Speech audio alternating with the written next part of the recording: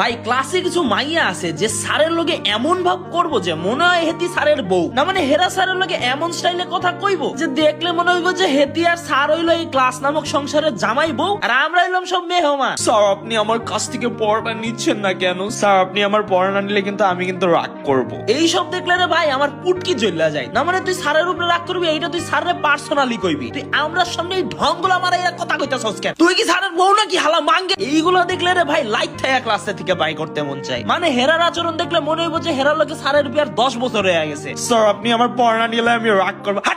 যত সব ফাউল মেয়ে। বাট ভাই শান্তি তো পাইছিলাম যেদিন স্যারের কোচিং এ স্যারের আসল বউ সামনে ওই মায়েরা স্যারের লগে যখন বউমার আচরণ করছিল। আমরা তো ভাই সবাই ম্যাডামের চেহারা দেখেই বুঝে গেছি যে আজকে স্যারের খবর আছে। স্যারের বউয়ে স্যারে এমনটাই দিছে যে ওই ছাগল যখন নেক্সট টাইম স্যারের বউ সাজতে গেছে তখন স্যারের আজ্ঞা মাজ্ঞা পুরা ক্লাস হেরে দাঁড় করাইয়া রাখছিল। এইটা দেখা মনে যে শান্তিটা পাইছিলাম রে ভাই, ওইটার কোনো তুলনাই হয় না। তোমাদের ক্লাসও যদি এইরকম স্যারের আনঅফিসিয়াল বউ থাকা থাকে তাইলে রে ভাই আমারে কমেন্টে জানাও, আর এইরকম ভিডিওর জন্য ফলো মারো।